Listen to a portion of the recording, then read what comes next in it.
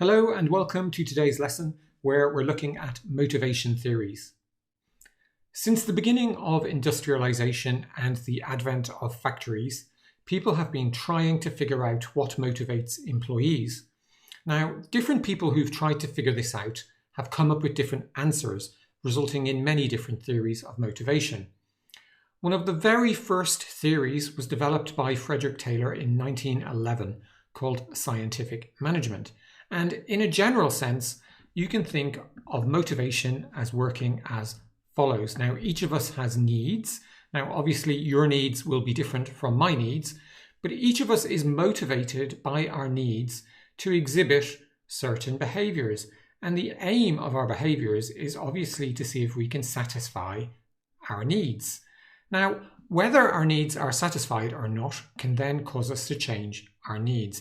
And in this way, the cycle begins again with our new needs potentially causing us to exhibit new behaviors. So for example, if you were thirsty and your thirst is satisfied, you may develop a new need of hunger and trying to satisfy your hunger. Now, as we've already said, there are many different theories of motivation. However, they can be categorized into two groups: content theories and process theories. Now, content theories look at motivation from the perspective of our needs and our aspirations.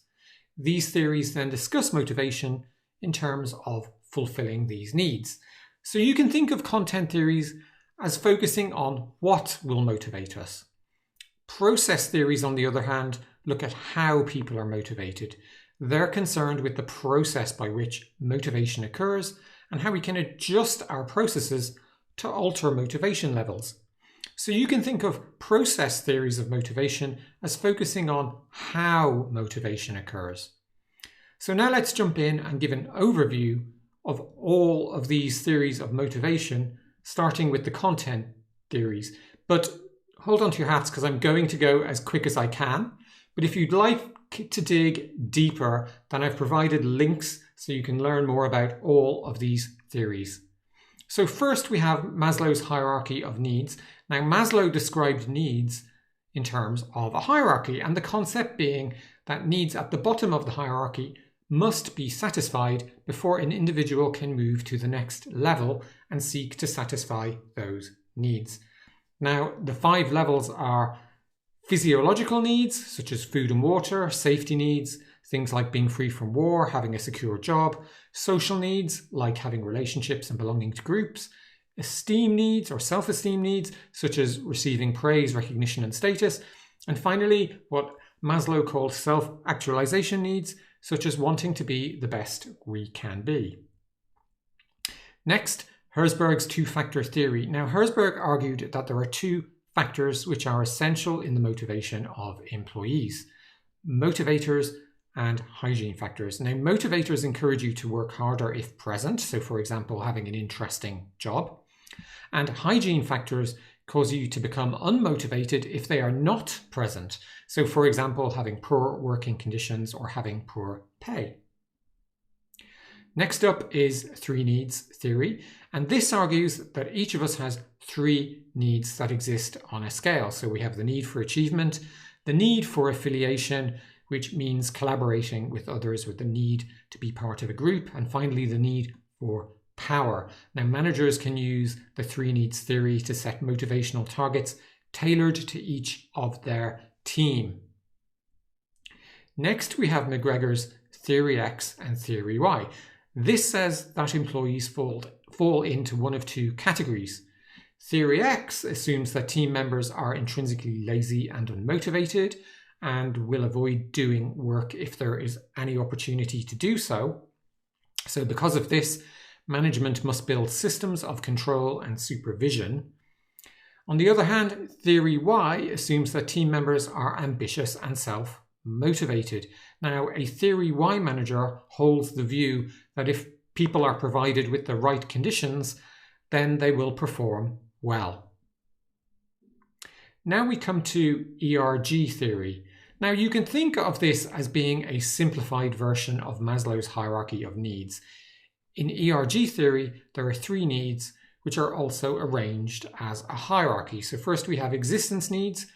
These concern your physical well-being, so having food, having water, and feeling safe. We have relatedness needs, which concern your need to relate to other people. And finally, we have your growth needs, and these refer to our personal development needs and desire to perform meaningful work. The final content theory we'll look at is Mayo's motivation theory. Now, Mayo determined that how well a group of employees perform is defined by two factors, norms and group cohesiveness. Now, norms, meaning whether the members of the group encourage positive or negative behaviour, and group cohesiveness, meaning how well the group gets along with each other. Now, groups that have high cohesiveness and positive norms will be the most highly motivated and therefore the highest performing. Now, Mayo is important because he was the first to recognise that if you treat an employee well, they might be more productive for you.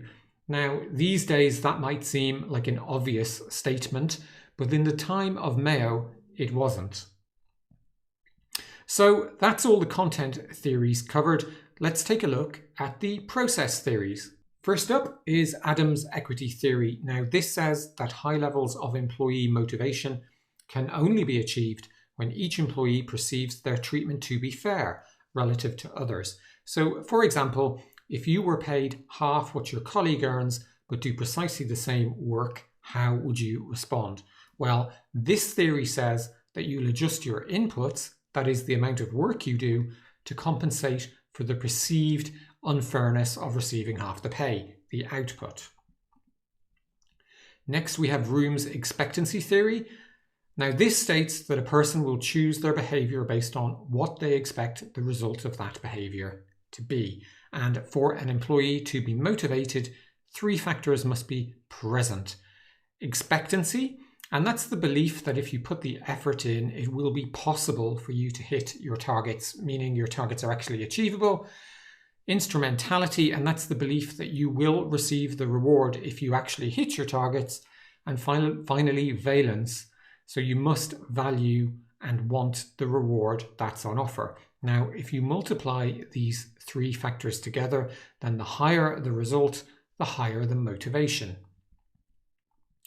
Next, we have Taylor's scientific management, and this theory can be broken down into two parts.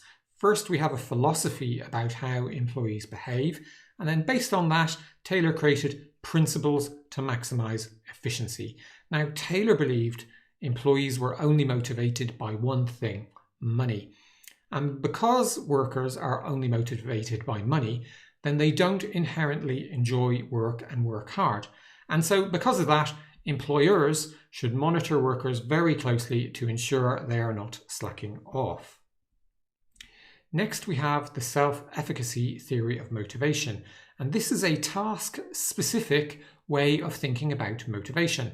The higher your self-efficacy, the greater your belief that you can perform a specific task and the more your motivation. So four factors combine to determine a person's self-efficacy. Your experience, so have you done similar jobs in the past? Your vicarious experience, meaning have you seen others do it successfully? Social persuasion, meaning encouragement from others will increase your self-efficacy. And finally, physiological feedback. So typically, the more at ease you are with a type of task, the higher your self-efficacy. Next up is the reinforcement theory of motivation. So according to the theory, there are four factors which influence motivation, and you can use these factors to encourage good behavior and discourage bad behavior. Now, the first factor is positive reinforcement, and that's a reward you give for desired behavior. Next, we have negative reinforcement, which is a reward you give by removing something negative from the environment. Next, we have punishment, and this is when you use the threat of a negative consequence to stop undesirable behavior. And finally, we have extinction, and this refers to stopping someone's learned behavior. You can extinguish a behavior by withholding the positive reinforcement that led to the behavior in the first place. The final theory is Locke's goal-setting theory. Now, this is based on the premise that if you set the right goals, then you can increase both motivation and productivity. So what are the right goals? Well, in order for a goal to be the right one, it must have clarity, so it must be clear. It must have challenge, so it must be challenging but not too challenging. It must have commitment, so you must be committed to achieving the goal. There must be feedback, meaning regular feedback boosts your commitment. And finally, the task complexity is something to be aware of. A goal must not be too complicated. So in summary, motivation theories attempt to explain how to motivate employees in the workplace. Broadly speaking, theories of motivation fall into two categories: content theories and process theories. Now, content theories look at motivation from the perspective of our needs and aspirations, whereas process theories look at how people are motivated. So that's it for this lesson. We've covered a lot. Really hope you enjoyed it, and I'll speak to you again soon.